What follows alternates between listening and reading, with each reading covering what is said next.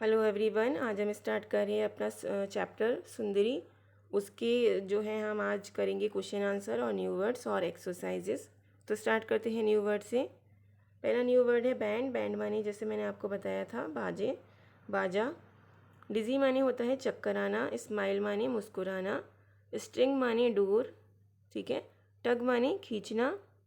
और विंड माने हवा। ओके, नेक्स्ट है हमारा क्वेश्चन आंसर। फर्स्ट क्वेश्चन है हु मेड सुंदरी। सुंदरी को किसने बनाया था? तो आपको पता है किसने बनाया था सुंदरी को? बॉबी। तो हु की बजाय हम यहाँ पे लिख देंगे बॉबी। ओके, बॉबी मेड सुंदरी। तो हम ऐसे लिखेंगे बॉबी मेड सुंदरी। बॉबी ने सुंदरी को बनाया। Why did Bobby call his kite सुंदरी। बॉबी ने अपनी काइट को सुंदरी क्यों कहा? तो यहाँ से आप इसका आंसर लिखेंगे Bobby called his kite Sundari because it is beautiful. क्योंकि वो क्या थी? इट वॉज ब्यूटिफुल, है ना। वो सुंदर थी, इसलिए बॉबी ने उसको क्या नाम दिया था? सुंदरी। तो आप लिखोगे because it was beautiful. Okay, next है हमारा। तो नेक्स्ट हम देखते हैं। नेक्स्ट है did Sundari fly very high at first. क्या सुंदरी पहली बार में बहुत ऊंचा उड़ सकी थी, उड़ पाई थी? तो यहाँ पे लिखेंगे नो, है ना। क्योंकि पहली बार में क्या हुआ था, जब उसने थोड़ा सा उड़ने की कोशिश की थी तो एक डॉग ने उसकी डोर को पकड़ लिया था। तो इसमें लिखेंगे हम no, Sundari did not fly very high at first. Okay, next है हमारा what made Sundari. What made Sundari really happy. सुंदरी को ज़्यादा खुशी कब हुई? ठीक है, या किस चीज़ ने सुंदरी को ज़्यादा खुश किया? तो सुंदरी जब ज़्यादा खुश हुई, जब जो है जो उसका बॉबी था, ठीक है, बॉबी जो था उसने जब उसकी डोर को छोड़ दिया तो वो ज़्यादा खुश हुई और उसने कहा अब मैं उतना ऊंचा उड़ सकती हूँ जितना मुझे पसंद है उड़ना। ओके, तो आप ऐसे लिख सकते हो when Bobby had to let her go she was happy because she can fly as high as she please.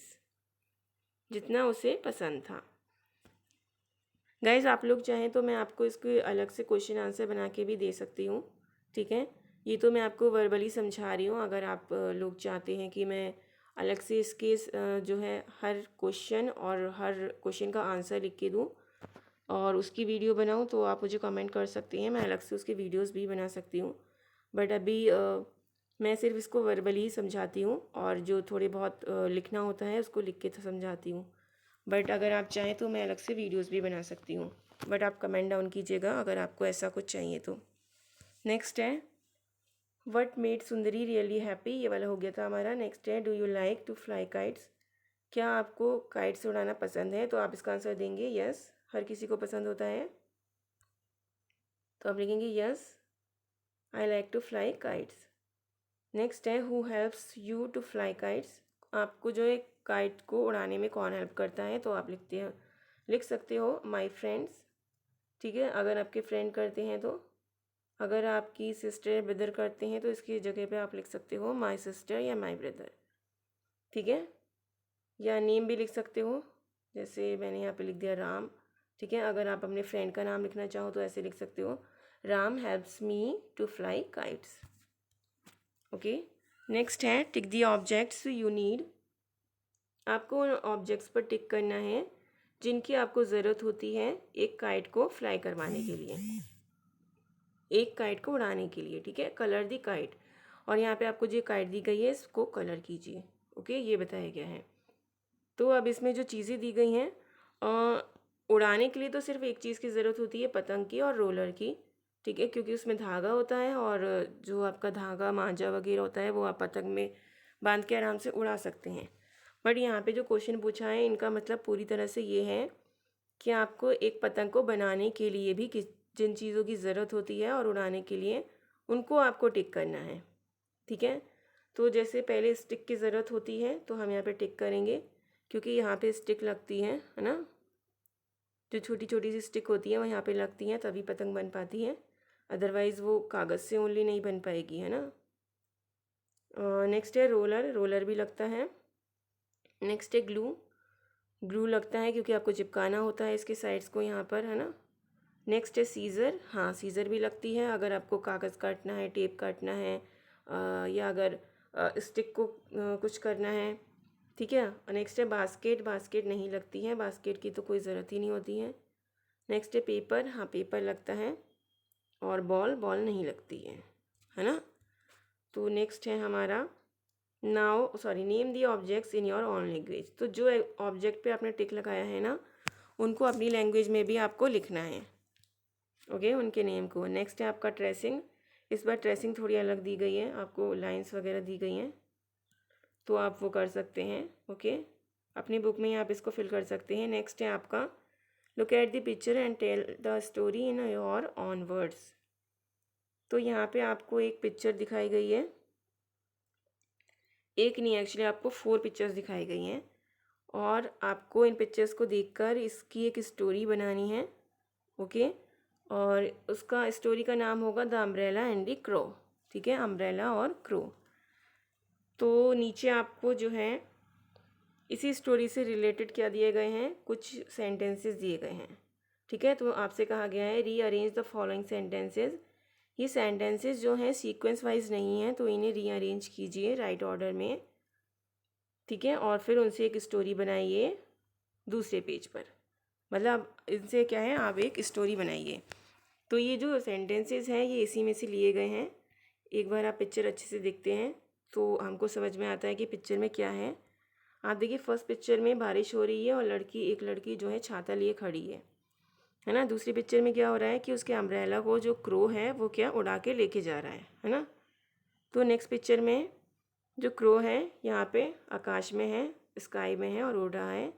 Next picture में क्या होता है, क्रो जो है उस अम्ब्रेला को इस तरह से उल्टा टांग देता है और एक पेड़ पर, और इसको एक नेस्ट की तरह बना देता है और अपने बच्चों को उसमें बैठा देता है। तो ये कुछ स्टोरी है, ये स्टोरी अब हमें समझ में आ गई है, तो हम इस सेंटेंस को, नीचे दिए गए सेंटेंस को हम करेक्ट कर सकते हैं। तो सबसे पहले दिया हुआ है अ विंड ब्लोज, तो ये करेक्ट है ना, हवा चल रही है, तो आप इसको नंबर 1 पे ही लिख देंगे, ठीक है। नंबर 2 पे आप लिखेंगे इट इज़ रेनिंग, क्योंकि ये भी सही है, रेन हो रही है, ओके। नेक्स्ट क्या लिखेंगे फिर आप कि the girl has an umbrella, ये वाला नंबर 3 पे आएगा आपका, ओके। स्टोरी के हिसाब से ये आपके नंबर 3 पे आएगा। नेक्स्ट क्या आएगा, the crow flies away with the umbrella, okay, क्योंकि पहले हमें ये बताना पड़ेगा कि लड़की के पास अम्ब्रेला है, तो वो नंबर 3 पे आएगा। और नंबर 4 पे आएगा कि जो क्रो था वो अम्ब्रेला लेकर चला गया, उड़ जाता है, ठीक है। नेक्स्ट क्या आएगा, the umbrella Hanks from a tree, उसके बाद क्या होता है, जो अम्ब्रेला है वो एक ट्री के ऊपर टांग दिया जाता है, और उसके बाद क्या होता है, the umbrella is now a nest. तो इस तरह से ये नंबर डाल सकते हैं आप, या इस तरह से लिख सकते हैं। पहले ये वाली लाइन लिखेंगे फर्स्ट वाली, फिर सेकंड वाली, और उसके बाद आप ये 4th वाली लाइन लिखेंगे, उसके बाद ये 3rd वाली लाइन आएगी, उसके बाद लास्ट वाली लाइन, और उसके बाद उससे पहले वाली लाइन, और इस तरह से पूरी स्टोरी आपकी बन जाएगी, ओके। और फिर कहा गया है नाउ से द स्टोरी इन इंग्लिश। अब इस स्टोरी को आप अच्छे से बनाइए पूरी तरह से, ओके, क्योंकि ये तो सेंटेंसेस है, इसको आपको अच्छे से लिखनी है स्टोरी को, और उस स्टोरी में ये सारे वर्ड्स आप यूज़ कीजिए, ठीक है। Rain, wind, crow, nest, is, has, blows, और लास्ट है फ्लाइज, इन सबको आपको यूज़ भी करना है, ओके। तो आप स्टोरी बना सकते हैं इसकी, जैसे मैंने आपको हिंदी में भी बता दी, जैसे once upon a time there is a girl, है ना, and she has an umbrella, इस तरह से आप बना सकते हैं। और वहाँ पे बारिश हो रही थी, इट इज़ रेनिंग, या it was raining, the wind was blowing, है ना, इस तरह से। नेक्स्ट है आपका ट्रेसिंग अगेन, ओके। और इसके साथ ये चैप्टर फिनिश हो गया है। मिलते हैं नेक्स्ट वीडियो में नेक्स्ट चैप्टर के साथ।